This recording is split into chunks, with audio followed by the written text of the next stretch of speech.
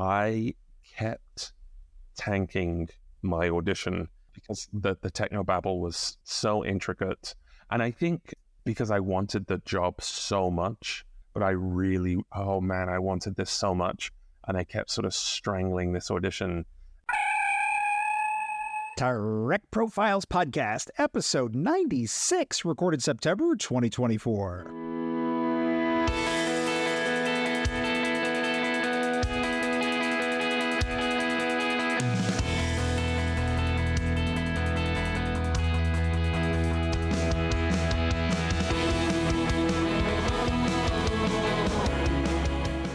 This is the Trek Profiles Podcast, where each episode we talk with a Star Trek fan. We hear their fandom story, and we try to figure out why we all love the Star Trek so much. I'm John, your intrepid host of this whole enterprise, and I welcome you to this, Trek Profiles, episode 96. If you wish to get in touch with us, you can reach us at feedback@trekprofiles.com, that's email, or on Facebook, Twitter, or Blue Sky, all at Trek Profiles. You've got it. Spoiler warning, humans. On this show, any episode of Star Trek may be discussed at any time. You have been warned. As always, my trusty sidekick and co-host is the fawningly friendly, frankly forthright, yet fearlessly factual M5 Multitronic unit. The M5 is ready. M5, let's do the announcements. Announcements posted. This podcast is 100% independent. If you'd like to support us, the best way to do that is just to follow us wherever you're getting your audio. We are on all the major platforms, and your following us helps other Trek fans find us. This show is 100% advertising free. We don't have a supporters program or anything like that, but if you'd like to show some appreciation, I'd ask for your consideration of a donation to our official charity here on the show. That's the Children's Fund for Glycogen Storage Disease. There's a link at trekprofiles.com/donate to give directly to the charity if you'd like to participate. And speaking of that, a listener alerted me to the fact that my donation link wasn't working, and it turns out GoFundMe deletes those things after a year, so this is a new link. So if you tried it in the past and it didn't work, this new one definitely does. There are some lightly edited outtakes and bonus material at the end of this episode. All of that will come after the ending audio cards. Enjoy it, or not, as you choose. At the end of every episode, my guest faces my Kobayashi Maru lightning round. They get 5 terrible multiple-choice Star Trek questions, and they have to give us their answers. After each episode drops, I tweet those questions out as polls where you can have your say. So let's take a look at the questions from episode 94 with Amanda Wong and see how it went. Who's your assigned buddy for your first day on the USS Cerritos? Kayshawn, Moxie, or Jennifer? Amanda said Kayshawn, but the Twitter people in the poll said Shaka when the walls fell and picked Jennifer instead by 62%. Kayshawn got 31 and Moxie only got 7. Who's your president? Laura Rilak, Tarina, or Jarish Inyo? Amanda pulled the lever for Jarish Inyo, but in the online poll that was vetoed by the people who wanted Tarina at 50%. Jarish Inyo was in second place with 42, and Rilak only got 8. Best way to steal historical clothes for your time travel mission? Visit Roots at Eaton Center, take them from somebody's clothesline, or cop out and use the replicator. Amanda was all about nabbing some stuff from the clothesline, which has a long and glorious tradition in Star Trek, but in the poll, people wanted to cop out and use the replicator by 53%. Visiting the mall in Toronto got 27, and the clothesline was third with 20%.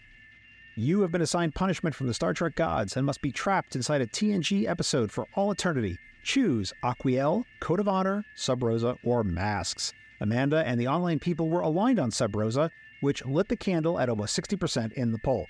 Masks and Code of Honor were tied at 16 apiece, and Aquiel got 8%. Pick something for the kids on the 1701D to watch while the adults are all busy. Carmen Sandiego, Rick and Morty, or My Little Pony. And this one, Amanda and the poll respondents were agreed. Carmen Sandiego was the choice online by a whopping 73%. My Little Pony got 20, and Rick and Morty got 7. Now, if you enjoyed those questions and would like to take a stab at writing your own for possible inclusion in the show, send them to me, feedback@trekprofiles.com, or DM me on Twitter. One special little announcement, my guest Dominic sent me a ton of photos of his collection, some behind-the-scenes stuff from his day at shooting Star Trek Picard, and all kinds of other things. So all that is up on the show notes page at trekprofiles.com. I would encourage you to check that out. It's really fun. Okay, let's move on and do errata, and unfortunately, I do have several things to go over with you. First of all, as I mentioned in the last episode, if you happen to listen to that, I had a record-keeping screw-up, and I used the exact same Kobayashi Maru question twice, so one of the questions from the last episode will recur here in this one. My guest's cat made a surprise appearance during the recording, and the cat had a little bell on, which made some noise in the recording. I tried to clean that up as best I could, but I think some of it still slipped through.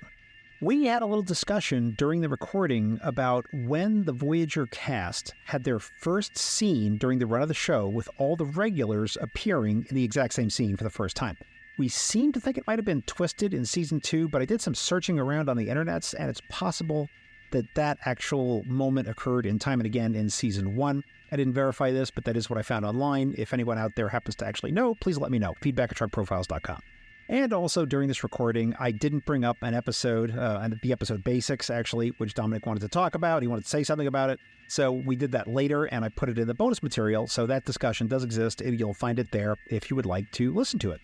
Okay, that's enough for errata. I regret all the errors. That's it for announcements. Let's get to it. M5, let's go. Initiating interview transmission.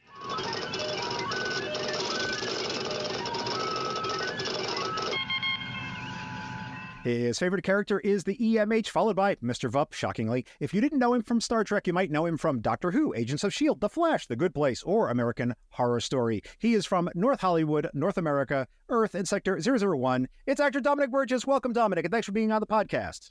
Hello, John. Thank you so much for having me. Oh, thank you for being on the show. It's interesting to me to always have someone who's worked on the show be on the podcast. And I often get questions like, oh, do you want actors on the podcast? And the answer is generally no. I want Star Trek fans. Oh, there we go. You have to be a Star Trek fan to be on this podcast. And you are, the Venn diagram is a circle, I understand, of actor on the show and Star Trek fan. There's no gap in between. So we are going to be diving in to your fandom, laying it out on the bio bed and giving it the level 5 diagnostic. So let's start with question 1, which is, are you a Star Trek fan? John, I'm a Star Trek fan. When did you first decide that you were a Star Trek fan? Or was there a time in your life when you were not a Star Trek fan and then you got into the show? No, I think I've always been a Star Trek fan. As long as I can remember, I was born in 1982. And so, you know, there was a plethora of Star Trek out in the world by then already. My older brother, he's 6 years older than me.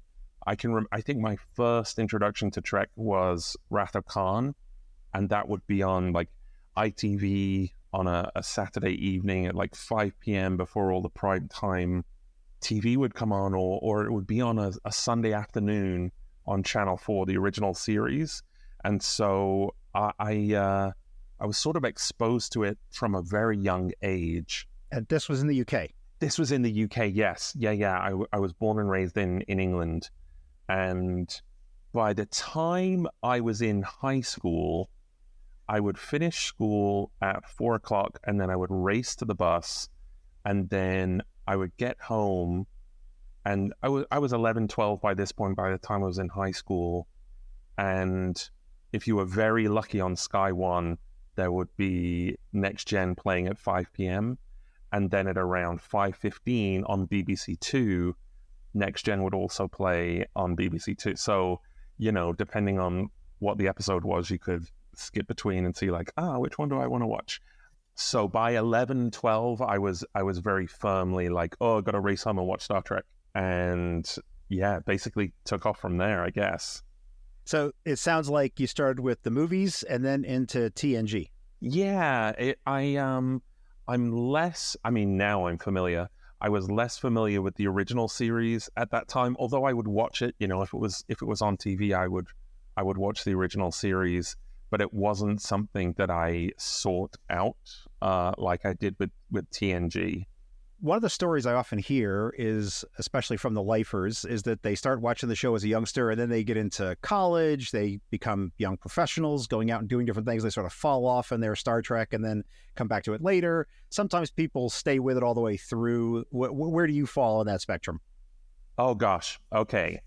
So, yes, I was watching TNG through high school, and then Deep Space Nine started, and we did have Sky TV. We had Sky TV, and whatever night Deep Space Nine aired on, as it was sort of live and coming out, my dad would watch Premier League football, and so I didn't start Deep Space Nine as it was airing.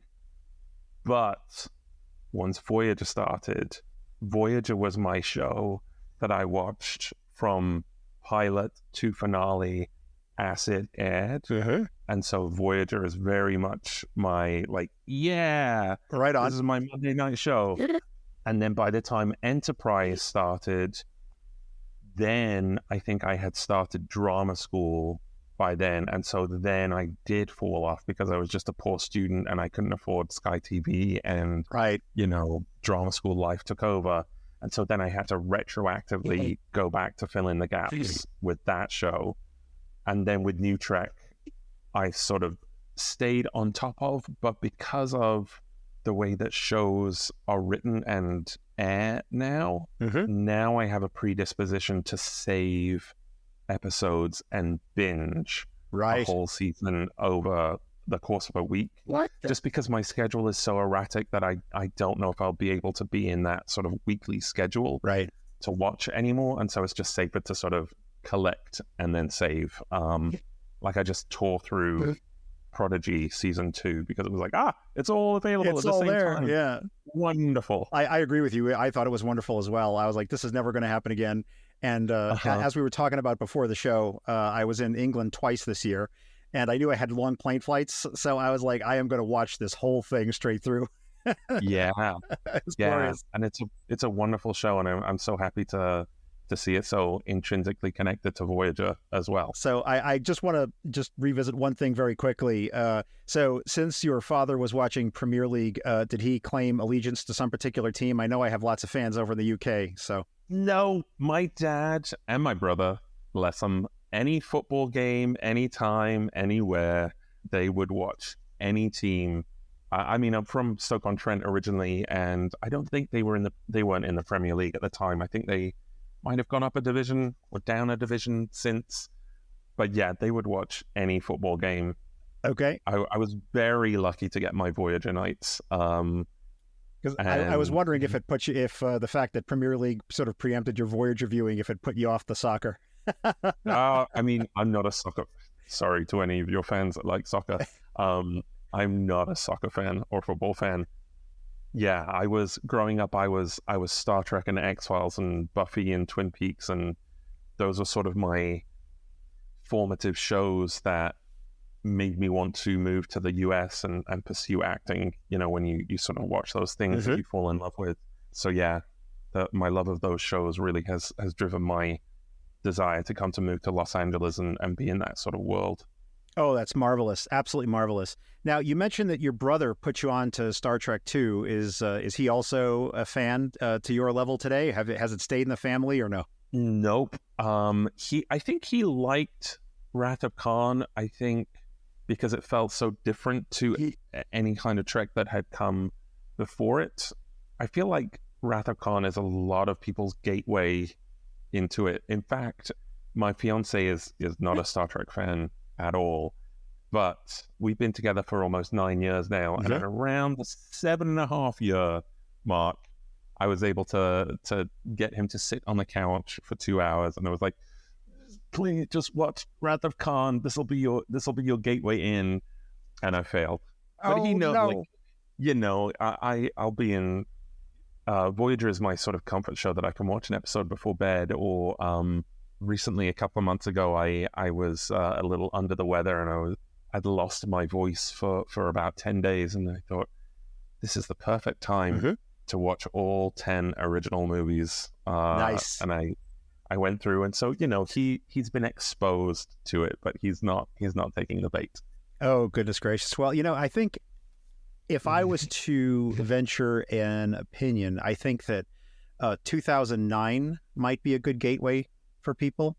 He is more in line with those, and actually, gosh, I hope I'm not lying. Am I completely misremembering? He might have done stunts on one of those films. Goodness. I think he might have done stunts on Star Trek Beyond. I'll have to clarify. He might stir and wake up as we're doing this, and then I'll cheekily ask him. Okay, fantastic. Or maybe actually, while we're here, sorry to go off on a tangent. Let me just let me just look at IMDb really fast. Yeah. I'll cut out the delay. We can vamp while we're while we're searching. It's funny to me because we always have this situation when people get someone else in their life, and it's like, oh, they're not a Star Trek fan, Oh God, there he is, Star Trek Beyond. Look at he that! Did stunts. Look at that! Yes, so he's more familiar with that world. Oh, okay. Well, if you let us know exactly which where we could find him on screen in the film, I think my fans would be interested in that, because those are the kind of details that we love. Sure. What was the first episode you recall seeing after Wrath of Khan? Gosh, I couldn't tell you that. I think. What's the first one you recall? I mean, the ones that stick to mind are obviously Best of Both Worlds and Yesterday's Enterprise, and sort of the big ones. I think, gosh, they were probably deep in the show by that point. By the time I was into TNG, it was probably season 5 or 6, because, and we'll get into this as we talk more about Voyager, I never had that experience of Best of Both Worlds where I had to hang on for 3 months to find out the answer to the cliffhanger. I would watch it on BBC Two on a Tuesday, and then I would go to school on Wednesday, and then I'd have the sort of conclusion of that story the following night. And so it was just whatever was on. I don't know if I have a clear memory of what the first one was. What a terrible answer for you. No, it's fine. It's John. Fine. I'm often interested in talking to fans such as yourself and me also. I'm in the same bucket, that we grew up in the days of watching Star Trek on TV when an episode was selected for you. Right. And you didn't really, now every episode's available all the time. I mean, you can just watch whatever you want. And so it's an interesting quandary for me that if I sit down and say, I want to watch Star Trek, do I want to put on the favorites or not, right? And so one of the things I did, and I'll be interested in your reaction to this, is I actually created on my website a randomizer. Oh, interesting. And so it gives you a completely random episode or movie out of Star Trek every time you go to the webpage, and it gives you a random one from every series on the same page. Oh, very cool. So you could say, I want to watch a TOS episode. You go there and there's a random TOS episode, or, whichever series you want. And in my way of thinking, I'm trying to sort of recapture the, here's the episode of the day. Yeah. And sometimes, and I'm going to let you react to this in a second, people complain to me and they'll say, I went to your randomizer and it gave me this stupid, awful episode. And I was like, I never promised it was going to be your favorites. Yeah. But I'm curious, as for you, when you sit down, how are you deciding what to watch? Are you watching like seasons at a time, or like the old favorites, or what are you doing? When I sit down to watch, usually it's comfort episodes, unless it's the new Trek and Strange New Worlds and Discovery and Lower Decks. Then I'll watch it as they air, and I'll watch every episode. But as I go back right now, I'm going through Deep Space Nine with the Delta Flyers podcast. Nice. And so that one, I've sort of fallen more into the rhythm of, okay, great, this is this week's episode.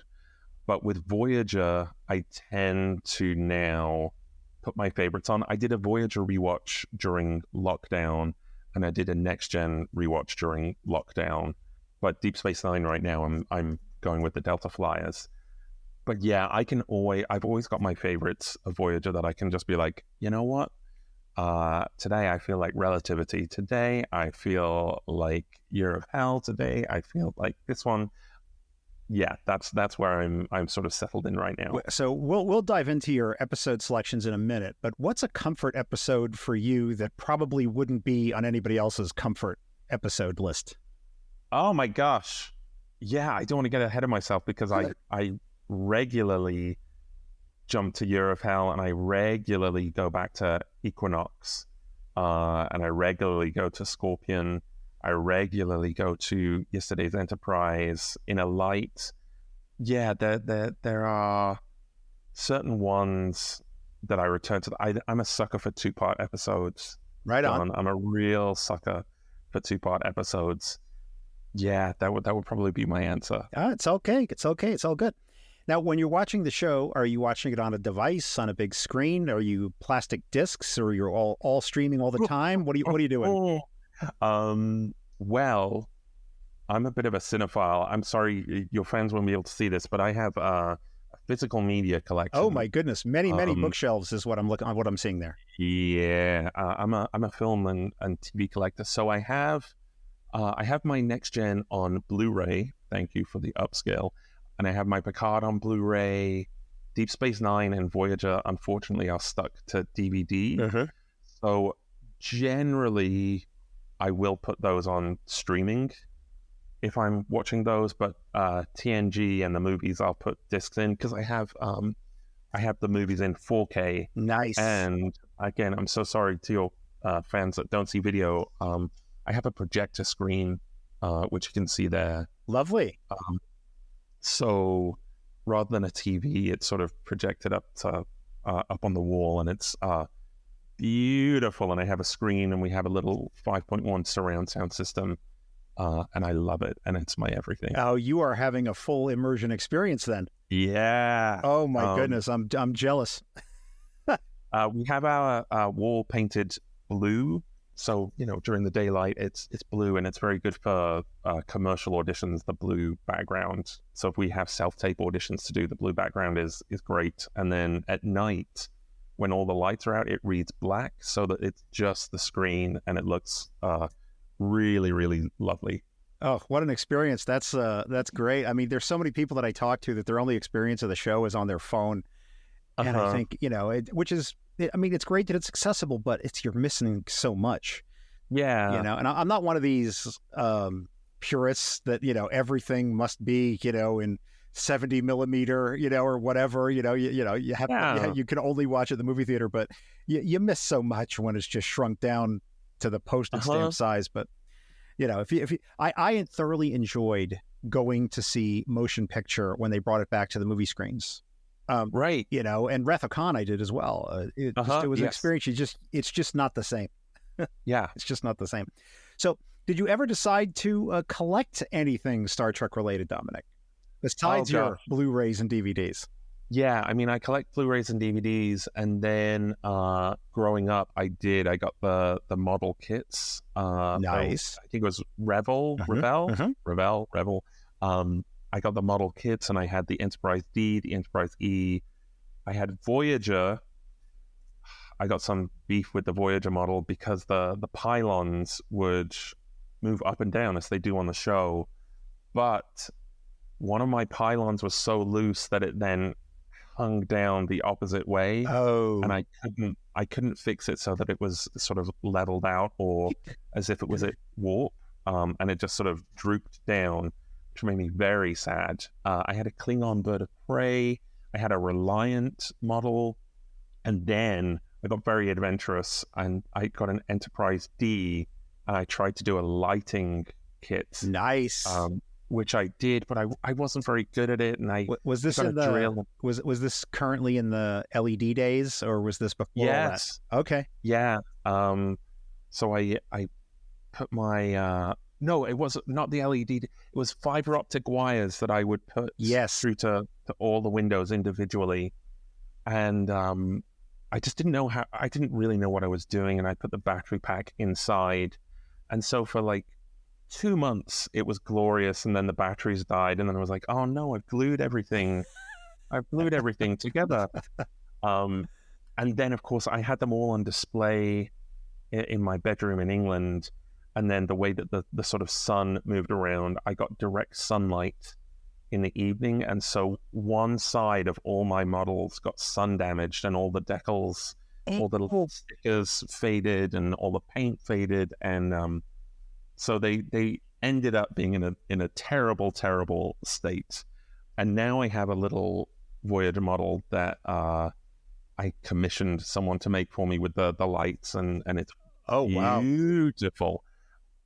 Yeah. And then also I remember I would try and make Lego sets. I used to collect Lego and had sort of pieces of Lego, and I would try and replicate the bridge sets, and I would try and make a Voyager model. They were very crude and not very good. I'm sure now someone could make a really illustrious looking Lego set.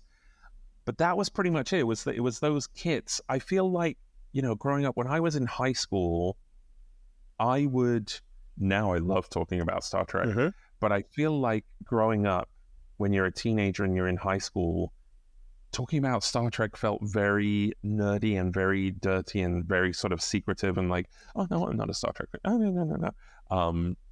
And it's such a shame that I wish now that I could tell my younger self, be like, oh my gosh, be proud of like letting your like anything that you love and that you're enthusiastic about. I feel so sad that I felt like I couldn't talk, and I had no friends at high school to talk about Star Trek with. It was my other friends weren't really into TV and film the way that I was, so it wasn't. Now I have friends that I talk about Star Trek with all the time, but yeah, back then I wish I'd have had that sort of group of friends that I could share my love of Star Trek with. I would probably have a reasonably decent IQ if I hadn't killed all my brain cells as a teenager trying to recreate the Aztec aluminum pattern on the 1701 refit model with an airbrush gun. With an airbrush gun. I remember going in with my little paintbrush. Gosh, yes. Oh man, that's bringing back memories.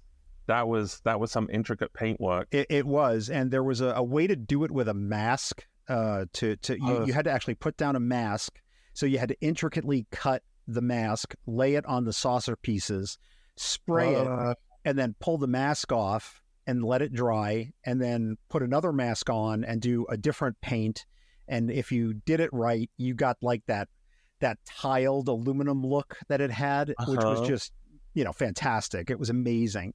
And another little hack, God, all these memories are coming back, was to file off the little phaser bumps.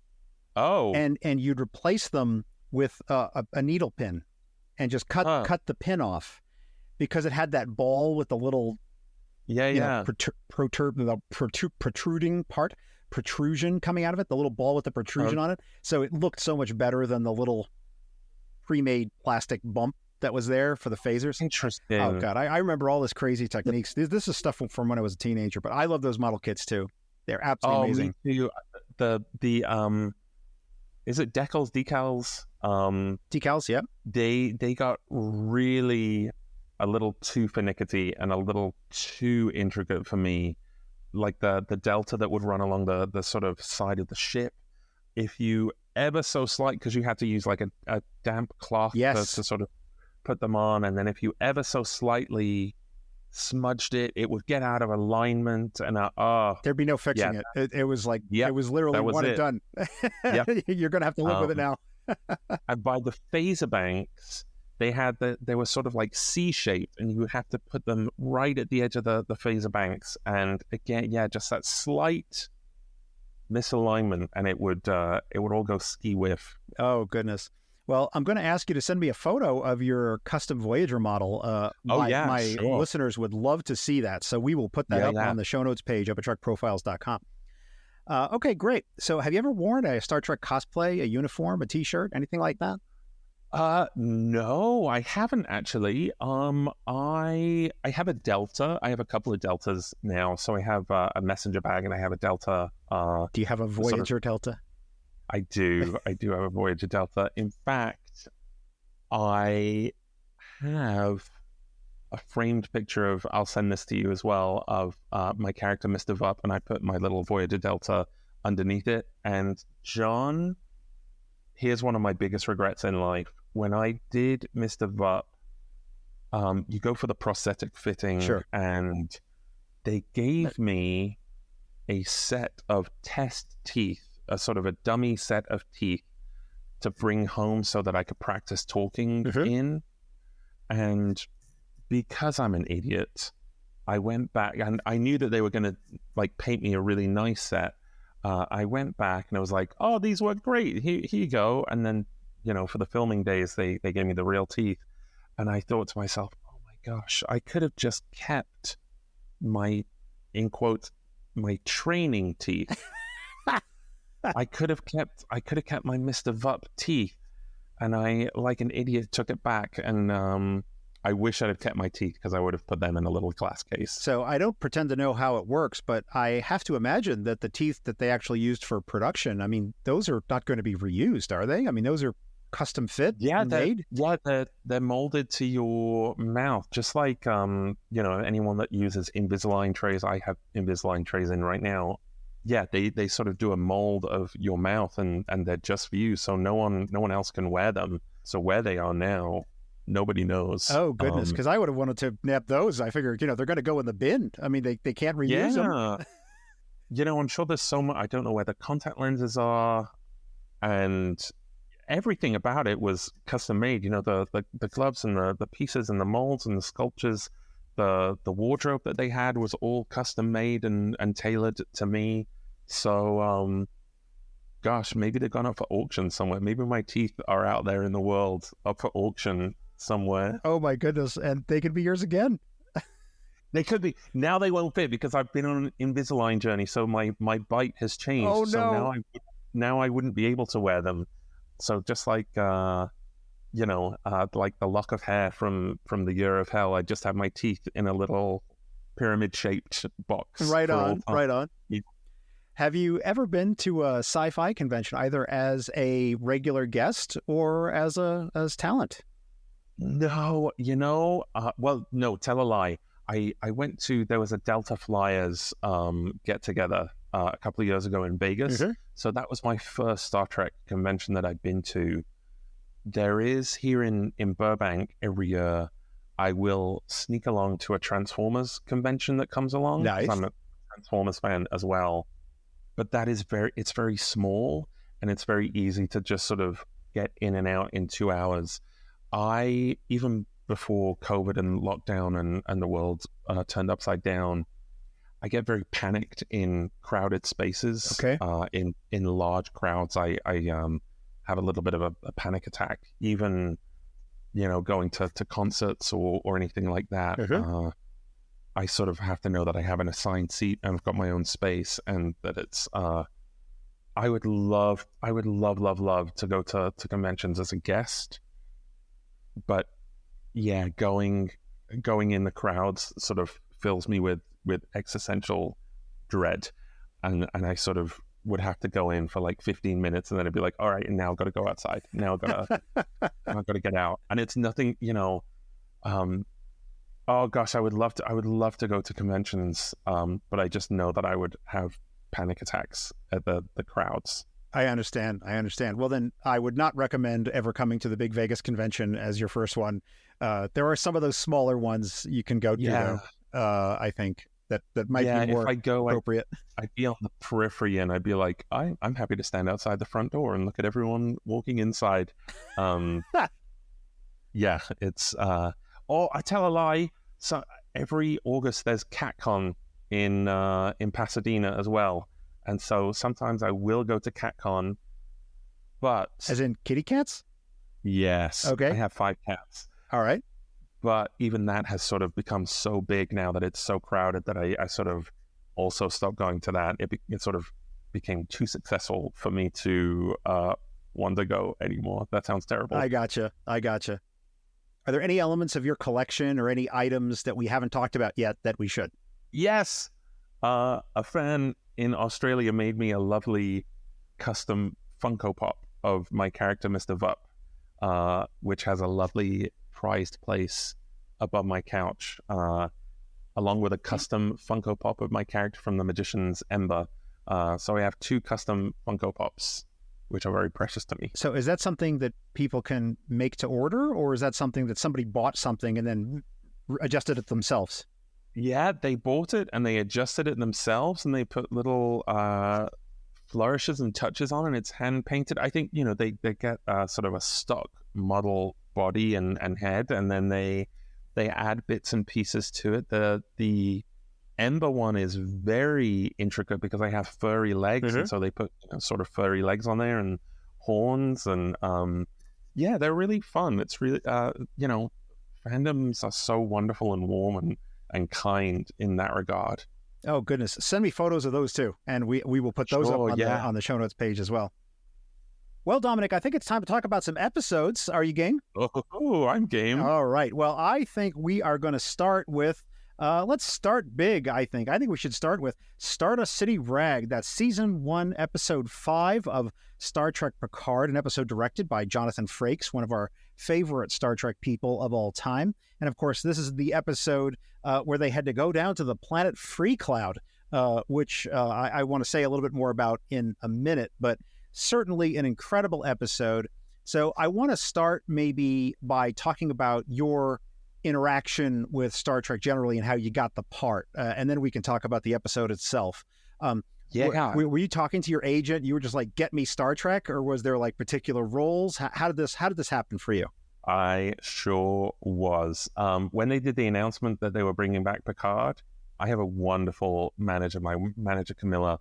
Probably within half an hour of them announcing that Star Trek was coming back with Picard, I got on the phone with my manager and was like, "We got to get on this show. We got to find out who's casting it. We got to find who's producing it. We got to find everything we can about this show." And I told them I will be a sliding door in the background, whatever it takes. This is my show, and there were those sort of cultural zeitgeist shows that I would do anything on. If someone said, "Oh, we're bringing back 24," I'd be like, "Oh my gosh, I'll be I'll be a ticking clock. Whatever they need to do, I'll be the beep. I'll do it."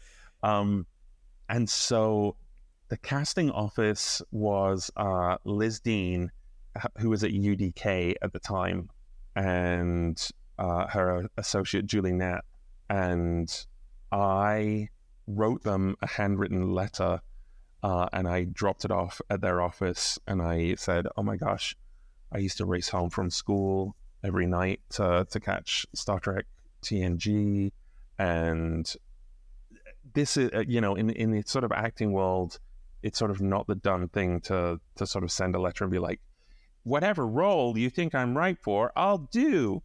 But that's exactly what I did. And I had a relationship with that casting office. They had hired me on a show called Feud, so they were aware of my work. And then this audition came in, and again, I had an existential crisis. Oh, no. Because, well, they didn't tell me. I knew that I was going to be playing an alien, but they didn't tell me what alien race it was, and they give you fake audition sides. They give you a fake script to audition with, and so you don't really know who you're talking to or what the circumstance is.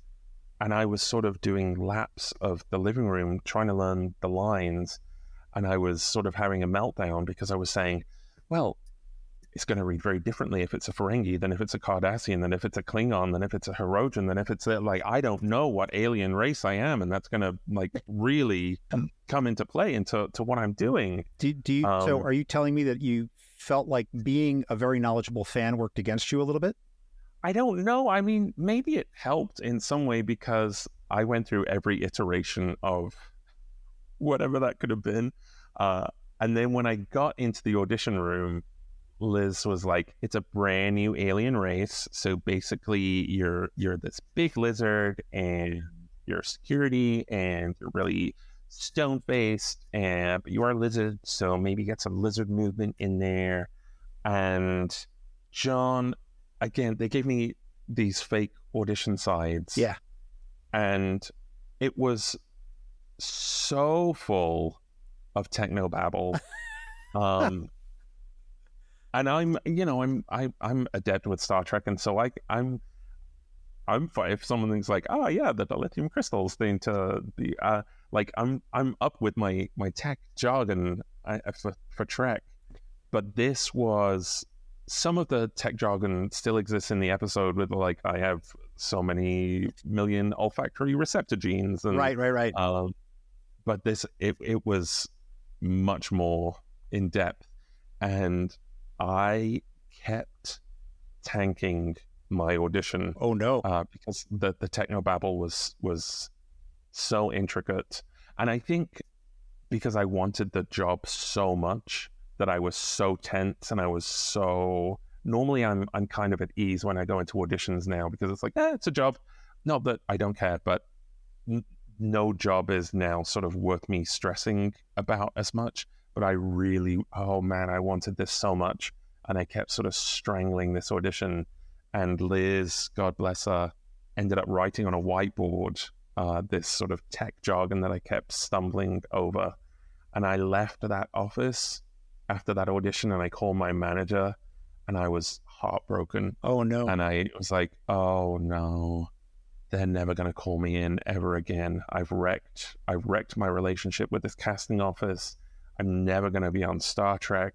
I've ruined everything. And then I got the call that I got it. And I was, oh my gosh, I don't know. I rarely cry when it comes to work things. But oh man, I cried tears of joy when I got that. And then I went up to Santa Clarita Diet for the prosthetic fitting, which was done by a chap called Neville Page and Vincent Van Dyke Effects. And after the initial fitting, they just so casually threw out like, hey, do you want to meet the director? Do you want to meet Jonathan? Yeah, oh, Yeah, I want to meet Jonathan. And they were on lunch break at the time. And I walked into the sort of the canteen where everyone was eating. And I just walked in, and Jonathan Frakes, bless him, just stood up and he threw his arms wide open and was just like, Mr. Vup! And he was so warm and so welcoming and gave me a hug. And he said, yeah, I heard you're a big fan of the show. I heard you're a Star Trek fan. I'm like, yeah, I'm a Star Trek fan. This is wonderful and exciting. And then someone in production made a mistake. Uh-oh.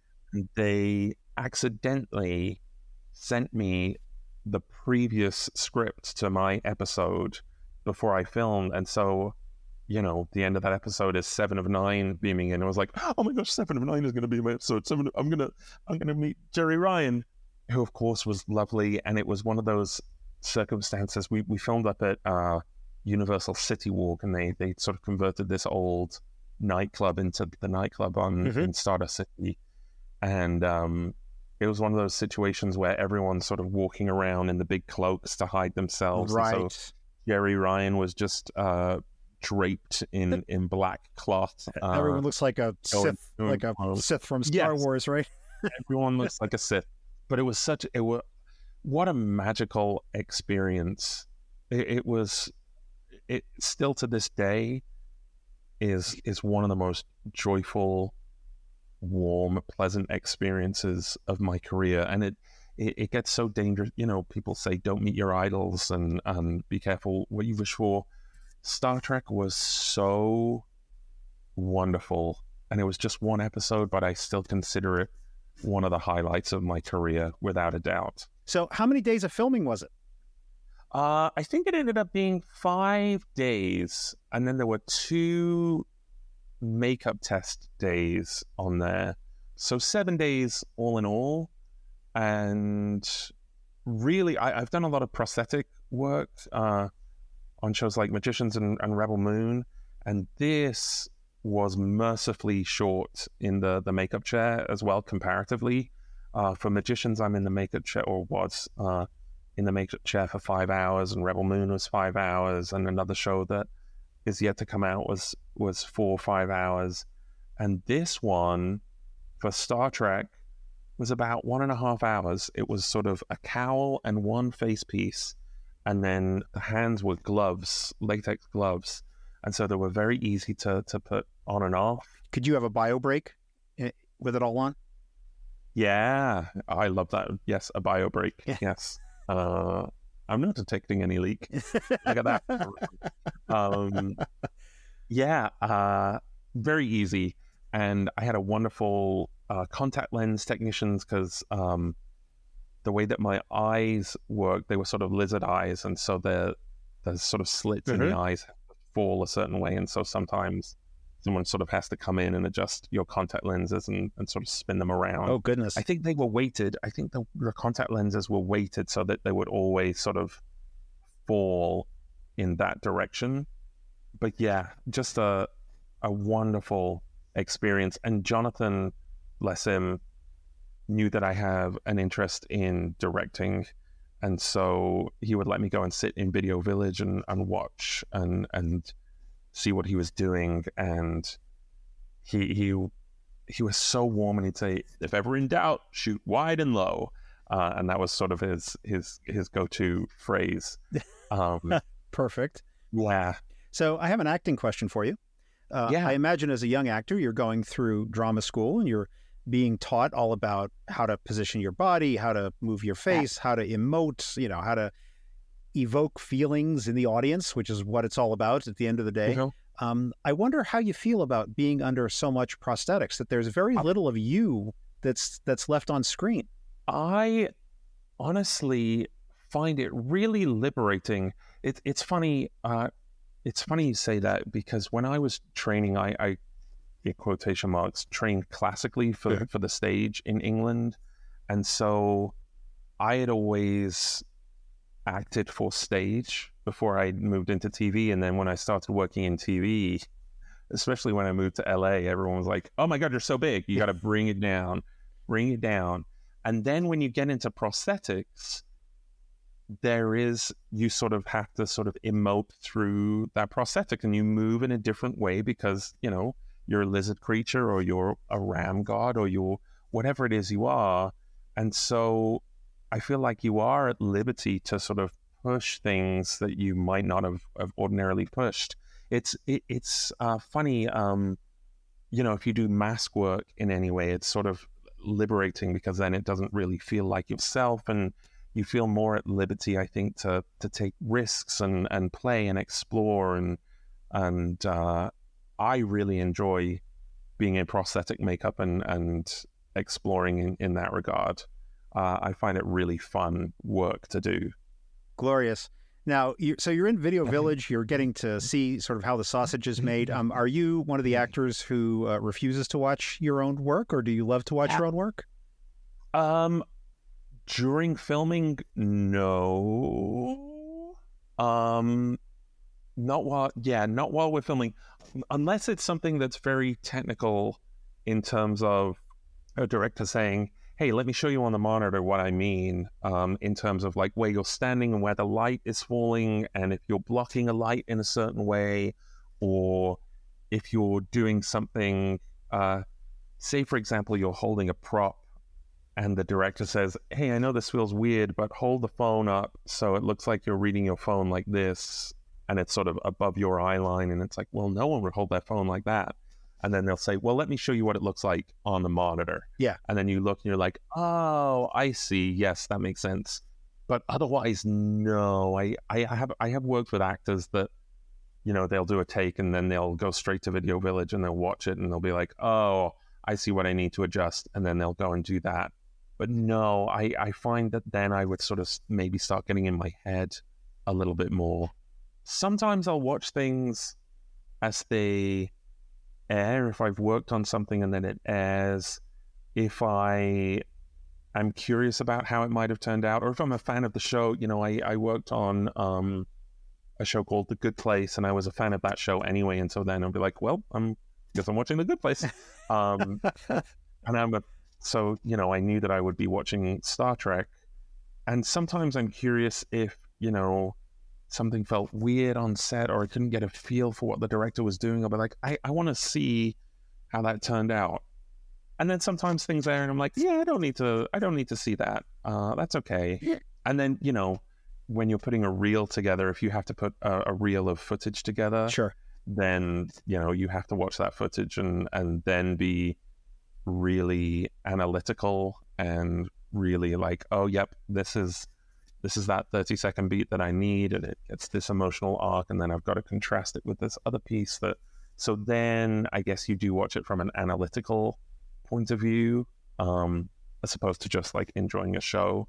So the answer is yes, I guess. I want to know, so you were eager to see the final episode? Yeah, because I'm a fan. I was eager to see the show in general. How many months was it from when you were on set to when the episode dropped? Oh, gosh. I bet it was a while. It was probably somewhere between 12 and 18 months. It did take a while for that to come out. And I was very good about not talking about it to anyone. I was very good at keeping that secret, even though I was exploding on the inside. For what it's worth, I was in the same boat. I was on Star Trek Let's Make a Deal. Oh my gosh. With Wayne Brady, and I got picked, and I went up and I played a game. Wow. And everyone in my life knew that I went to the taping, and they were like, so did you get called? Did you go? I was like, well, the episode's going to air in February. We should all watch it. And that's all I would say, because they were very, you know how they are, you know how it is. They were very strict with everything, you know? So I was like, all right, that's it. So when you watched the episode, how was that experience for you? Gosh, I know, and I'm sorry to say this, I know that the episode in general in fandom is sort of very divisive, because it starts with sort of the murder of Icheb, and then at the end of the episode, Seven goes on a sort of a bit of a murderous rampage. And so I know that there's sort of a feeling of it sort of being an uneven episode, I guess, because they go on this sort of fun romp heist, but it's sort of bookended by sort of tragedy. I mean, I'm so biased when it comes to this episode. Sure. Because my experience of making it was so wholesome and so wonderful that I'm like, what a what a wonderful episode. This is delightful. But I could see both sides of it. But I enjoy the episode, and my experience of watching it, I very, very, very, very rarely do this, but I did have a couple of friends come over to watch it once it aired, which I don't normally do. It's just like, yeah, it's on. But for this one, I was like, oh my gosh, my friend Nathan loves Star Trek, and my friend Timothy and Christina came over, and we sat on the couch and we watched it as it aired. Lovely. Absolutely lovely. It appears to me that your voice was changed in post, I'm guessing. So is that actually you, or is that somebody else, or is that a modification? It's me. Oh, that is you. Okay. It's me. And what's funny is I don't think there's a lot of modulation. By the time the teeth are in, and then my voice would lower, and I go into a lower register for the voice.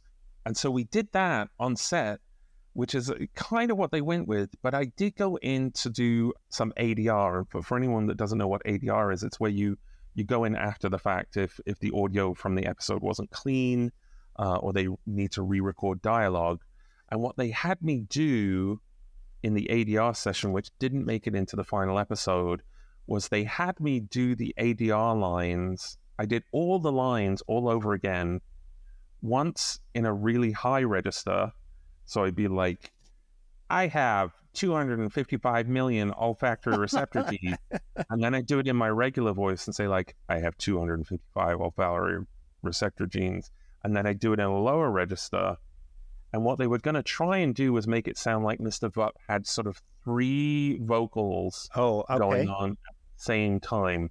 And that didn't make it into the episode. So it pretty much just remained my lower register voice. And I'm sure there was some sort of modulation in there, but nothing too wild, so I believe. That is the ADR that we're hearing in the episode. It's probably the ADR and the lower register, but it's not sort of someone else coming in to do that voice on top. One of my favorite gags in the episode, and by the way, it is my favorite season 1 episode of Star Trek Picard. And I'm not just saying that. I was a defender on Twitter. People can go back and see my opinions on this. Is the body horror surgeon is chopping up Icheb, and she's going, "Here's your cortical node, buddy." And right then is when Seven walks in, because she has his cortical node, which she got in Voyager. And I have no idea. I mean, I'm going to believe that was intentional, but it's just so great that she's looking for his cortical node, asks him about it, and then Seven walks in and she has it, you know, which is just, it's just glorious. It was just glorious. Now, I normally find questions like this a little trite, but I have to ask. Yes, please. Were you all able to hold it together when the hero crew comes in wearing those outfits? Yeah, I mean, again, it's so funny because we film in sort of isolation, so we don't. I never was privy to. I'd seen the script, but I wasn't privy to the scene before where Patrick is sort of trying on his accent and they're like sort of getting their clothes. And so, you know, having been a fan of Next Gen and Holodeck Adventures and seeing them all play Robin Hood and seeing them, Bride of Chaotica and Captain Proton, it sort of lends itself into that sort of tone and world. But yeah, I think I don't remember it being like there was a lot of laughter on set. There was a lot of laughter on set, but I don't think it was sort of aimed towards the getup that everyone was wearing. What was really lovely was in between each take, sometimes you work on a set and you do a take and then all the actors sort of disappear into their trailers, right. and then you're waiting for an hour to do the next scene. And in between every take on this, Patrick and Jonathan and Jerry would just sort of take a seat on the couch and they would talk about old days and their experiences, and then Patrick would say, "And you, where are you from?" And it's like, "Oh, I'm from Stoke-on-Trent." And be like, Stoke-on-Trent. When I was in Stoke-on-Trent, I did a production of Hamlet at the Old Vic. And they'd regale you with stories, and there was such warmth and such camaraderie, and it was I'm sorry to sound so gushing and effusive about it, but it really was a very special time and experience. So you talked about how the episode seems to have an uneven status with some fans. One of the things that I think was interesting about season 1 Picard in general was that Chabon was putting out on Instagram all these Q&A type things where people were asking him questions, and he was putting out all this background material. And I remembered reading all the background material on Free Cloud. I don't know if you ever saw any of this or had access to it. It's out there. You can go find it. But he described like the entire origin of that society, like how that planet got to be how it is, why it is the way it is, how it operates, and it's totally outside the Federation. It's not part of any of this other stuff. Like, how are they able to survive and not get taken over? He had all this worked out. Wow. And he just put it out there. And in my reading of that, which if I have to look at the timeline here, but he was putting this stuff out very contemporaneously with the episode. And I'm talking like within days or a week of air of when it went on the air. That to me made so much more sense, and it made it a richer meal in a lot of ways. And it enhanced my appreciation of the episode, and I was much more involved in my second and third watches of it, because I was watching every episode like 2 or 3 times before the next one would come out. I just got much more into it because of that stuff. So if there's any folks out there that you have no idea what I'm talking about, go search Michael Chabon on Instagram, or you can find all this stuff. I'm sure someone's collected all of his writing somewhere, and you can read all this stuff. It's just amazing. Okay, let's move on. Let's talk about Twisted Voyager, Season 2, Episode 6.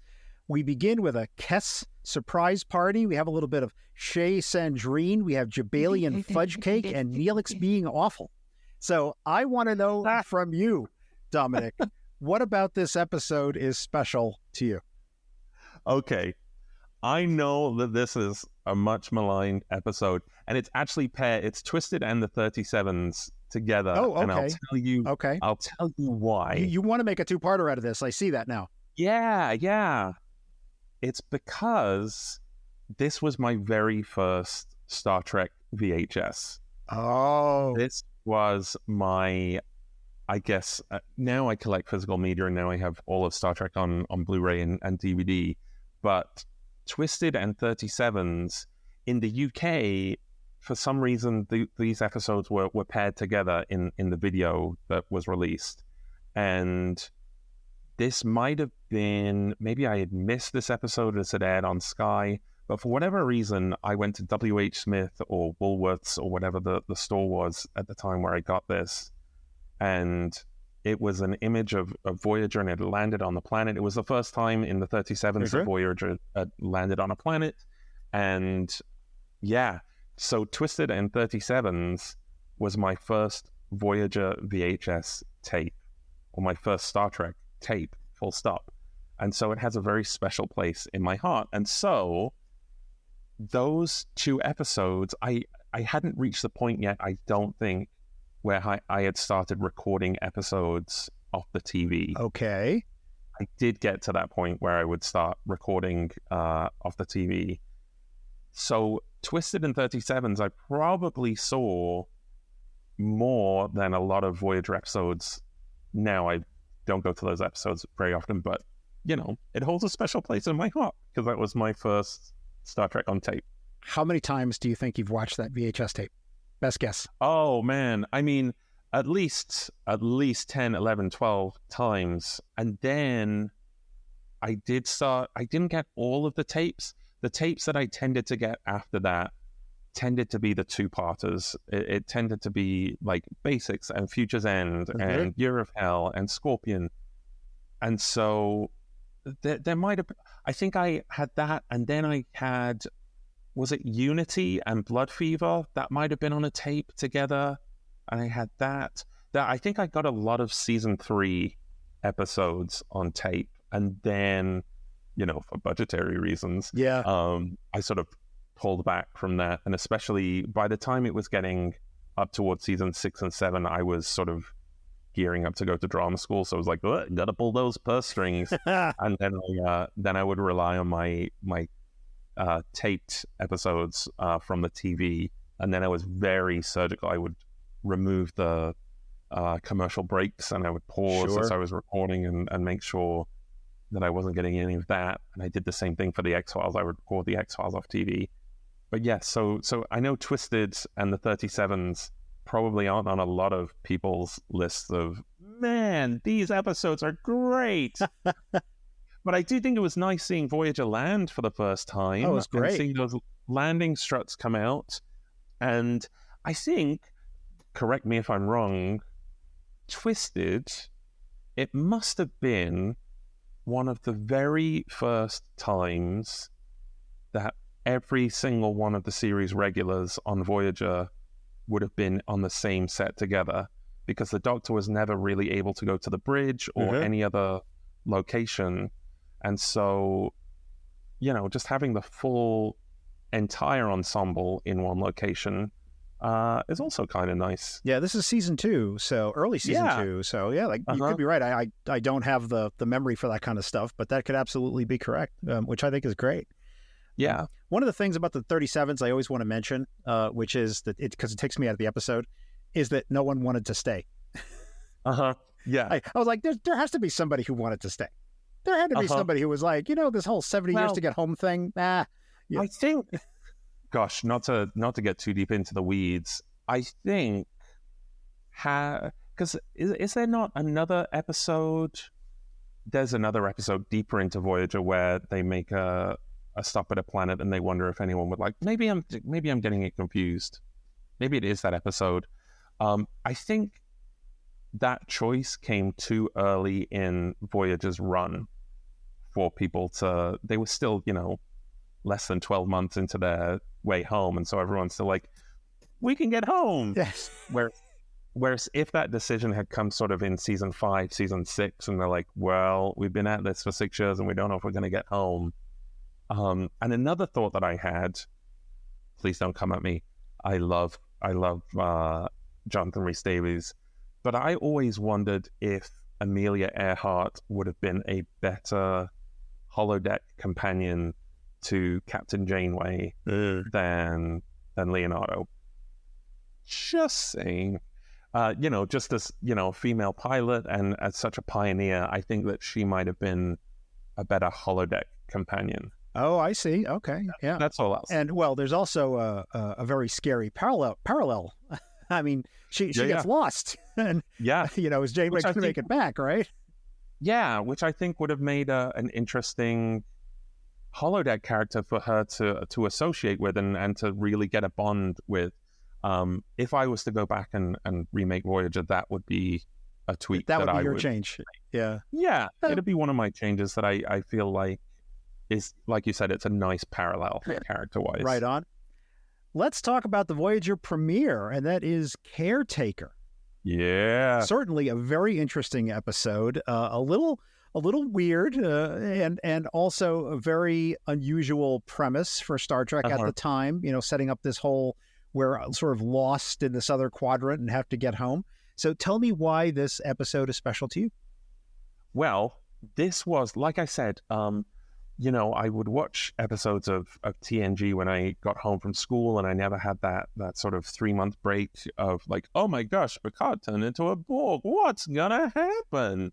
And so Caretaker was my like, oh boy, there's a new Star Trek show, and I'm clearing out my Monday night schedule, and I'm sitting down at 8 o'clock on Sky One, and I'm watching this new Star Trek show, and I'm in it from the get-go. And so it was you'd ask me what my first episode that I remember was. This was the first time that I had made a point to be like, hey, Monday night at 8 o'clock, the TV is mine. For like, I had the TV for an hour. It's all I asked for. I guess the pilot was 2 hours, but I missed 90-minute pilots so much. But anyway, that's beside the point. This was like, it's a new Star Trek show, and I can jump on this from the beginning, and I can go on this journey. And so I was very excited about that. And I liked the crew right away. I liked the cast right away. It felt new and exciting, and there were going to be new alien races, and it holds a very special place in my heart. And then I retroactively went back and I did get the VHS of Caretaker as well. Whenever Caretaker comes up, one of the things I always recommend to people, and as an actor, you might find this mildly interesting if you've never seen it, is to go online and find the original actor, Genevieve Newjold, and see her portrayal as Janeway, and realize like that would have been a whole different kind of character. Completely different, right? She's very, very soft-spoken, very almost timid in her portrayal, and I go down that rabbit hole a lot, and looking at how tumultuous it was, deciding what Kate Mulgrew's hair was going to be like. Oh my God! And the reshoot. We cannot do a hair discussion on here. Okay, we won't do it. Very rarely will I pull off on anything, but that one we got to pull that out. Sure. Oh, I'll keep coming back to Janeway's hair. Because then we have the matronly bun, which I think is great for her. But yeah, Caretaker was, it just has a very special place in my heart for that reason, because it was really my start to finish of Voyager. TNG, Yesterday's Enterprise, Season 3, Episode 15, with the glorious and soon-to-be future returning Rachel Garrett. Yes. Yeah, I love...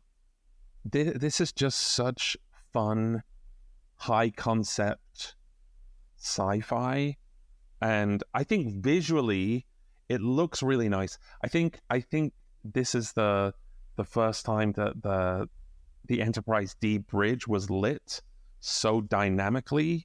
As the timeline changes, and it looked beautiful. Those darker colors, and of course, it was really lovely to see Denise come back.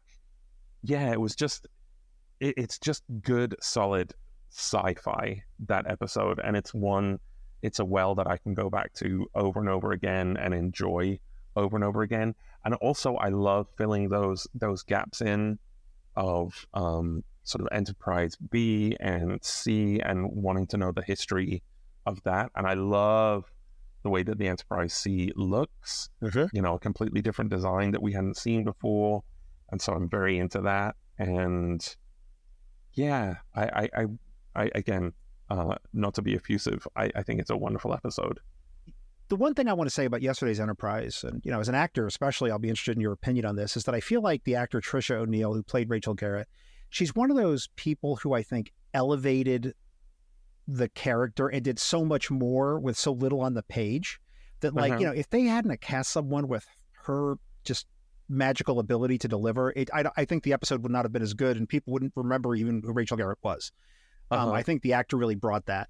And so that's one of these things, like when they recast and they bring somebody else in, I'm always like, that's the stuff I'm kind of worried about. I don't know. Maybe I'm overthinking it.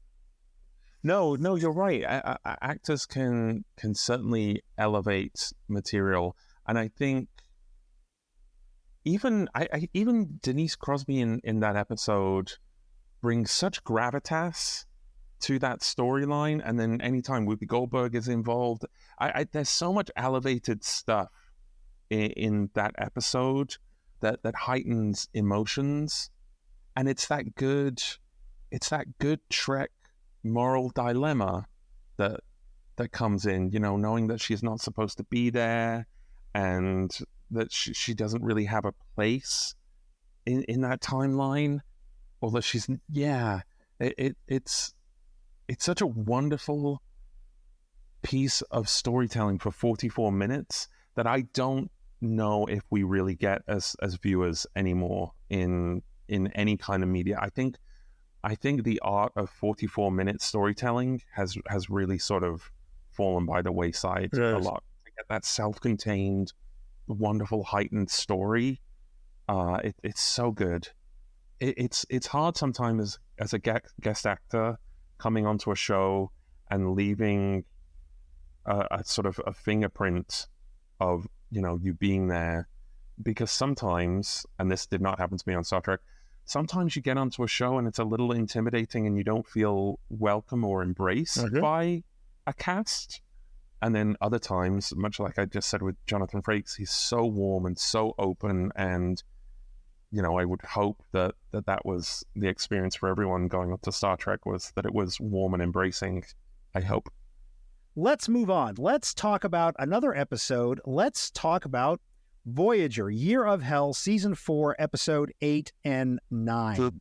Yeah. Now, you said this is a comfort episode. Certainly not comforting for me. It makes me sit on the edge of my seat. How could it be a comfort episode, Dominic? But I love, I'm a bit of a sucker for time paradoxes and time travel episodes and whatnot in general, but I feel like Year of Hell is somewhat what Voyager could have been season 1 through season 7, in terms of I love Voyager for what it is, and I love that each episode is self-contained, and I love that it's light, and I'm my hands are up. You can see me on video. Voyager is my favorite Star Trek show, but there's this other side of my brain that wonders what it would have looked like if it went more down the road of Battlestar Galactica, and by the time Voyager got home, it was in pieces and a shell of itself, and then it really was the crew coming together and finding a way home against all odds, and it really did take a pounding through those, because the nature of traveling 70 years through space and 70,000 light years, being unable to restock. I part of me wanted that experience of, oh my gosh, what do they do when there's no replicators? What do they do when they're on rations? What do they do when they can't use deck 13 and 14? What do they do if the crew has to quarter together? All these quandaries that sort of get distilled into this 2-part episode, and so I do find that very enjoyable. And I think here we go, not to harp on Kate Mulgrew's hair, but this is the first this is the first episode that she's without the bun. This is the first time her hair is down, and I think that this is the best that Robert Beltran has ever looked, when he's sort of grimy and sweaty and he's got that stubble, and I'm like, oh man, that should have been his sort of visual aesthetic throughout, like being part of the marquee and sort of rough around the edges. And I'm a sucker for seeing the visual effects on this episode as Deck 5 explodes, and seeing it go to warp and all the panels flying off, and that sort of cliffhanger ending with all the escape pods coming out, and seeing gas clouds in hallways. So much of it was just in minutia, was like, oh man, this journey over 7 years in a parallel universe somewhere, maybe that exists, and I would love to watch that version of the show. The show that it could have been. Yeah, and not, again, my hands are up. Voyager's my favorite Star Trek show, but there's a part of my brain that would love to see that other version of the show. Right on. I think that's what the fanfic world is for, Dominic. Yeah. Right, because as we sit here, I'm sure that exists somewhere. Yeah. So we have talked about the fact that you have been a Star Trek fan since you were a young lad. You've been watching the show, spending all your hard-earned quatloos on tapes, which were fantastically expensive, having all the DVDs and all that, and actually being brought to tears by the fact that you got a part in a single Star Trek episode. So Star Trek's obviously a big part of your life. Why does Star Trek matter to you? Gosh, I think as a performer, as an actor, like I said, I was raised on Star Trek and X-Files and Buffy and Twin Peaks and 24. The goal, the dream for me was to land on a show like that, to be part of an ensemble cast with 7 other actors where, it's an ensemble show, but maybe every 8-9 episodes, you get your standalone episode, your spotlight episode, and just being a part of that world and heightened storytelling and those shows that are able to shift tone to one week be more action orientated and then another week to be sort of a real thinking man show like The Inner Light, or then have something really silly like Bride of Chaotica, and then have something, oh my gosh, am I getting the name right?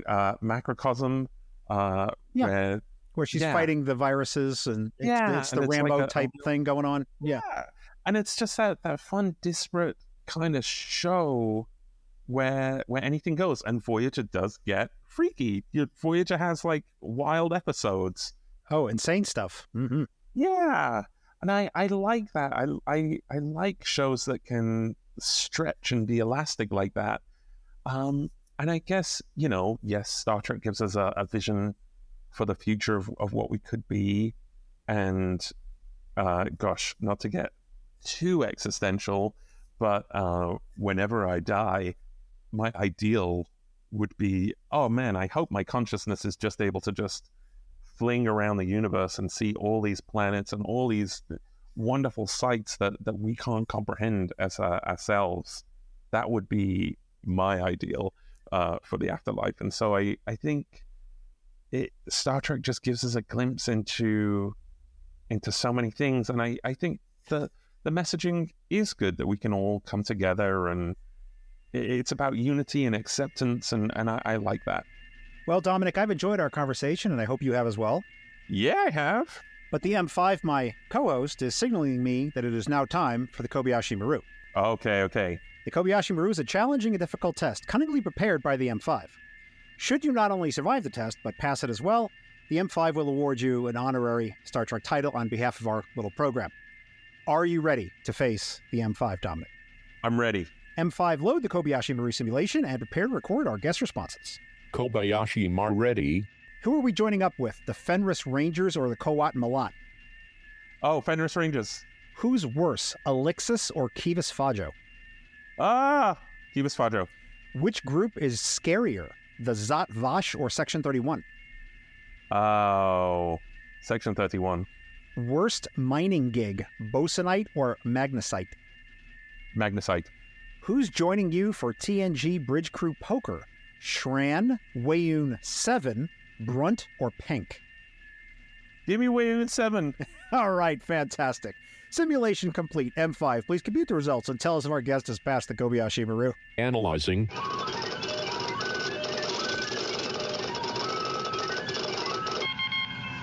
Dominic, I am pleased to tell you that the M5 has calculated that you have passed the Kobayashi Maru simulation. Congratulations. Oh, thank you so much. And now, the M5, who has analyzed your answers, will award you an honorary Star Trek title on behalf of our podcast. M5, what title shall we award our guest? Dominic is awarded the title of Counterintelligence Director at the Kidomar Outpost. So there you go. Oh, very cool. Thank you. So, Dominic, please tell people where they can get in touch with you, where they can follow you, and where they can see where they're going to be seeing you coming up soon on their TV or streaming screens. Yeah, I'm at Twitter or X at Dominic Burgess, and on Instagram I'm Dominic Burgess1 because someone else got there first. I was a little behind the times when Instagram came around. And then, gosh, what's coming up? I did some work on a show called Criminal, which will be coming out on Amazon, I guess, sometime next year. I think I'm popping up on NCIS some point soon. I think I'm allowed to talk about that. I get so anxious about what I'm allowed to... Yeah, I don't want to get you in trouble. There's a new animated show that I'm a part of that I'm very excited about, and a new AAA game that I've been working on for about 3 years that should be coming out sometime soon. So there's stuff brewing. So the Dominic Empire expands.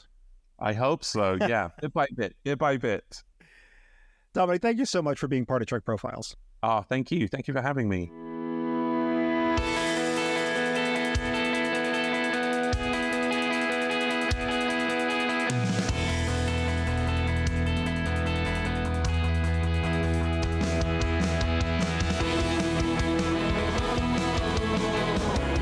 Here ends this installment of the Trek Profiles podcast. And before we offer a Trek quote to close this episode, I'd like to remind you, yes you, that you can send us your fun and friendly feedback, your ferocious and furious flames, or your own rendition of the art on the side of the Sequoia from Lower Decks to feedback@trekprofiles.com, or on Facebook or Twitter or Blue Sky @TrekProfiles. Anything you send us, maybe using the show, or maybe offered up as tribute to the Orion Pirate Queen. Some portions of the Kobayashi Maru lightning round questions in this very episode were written by listener Adam Saunders. I encourage each and every one of you to send in your ideas for questions, and I thank Adam for his many contributions to the show. This time, I leave you with a quote from Commander Chakotay, who said in the episode Twisted, quote, "Jealousy's about the fear of losing someone we love. There's no pain greater than that." Close quote. Thanks for listening, and live long and prosper.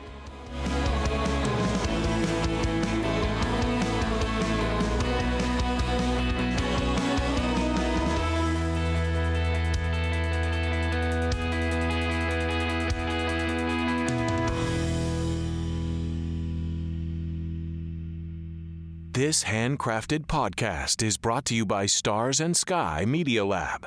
It's cosmic.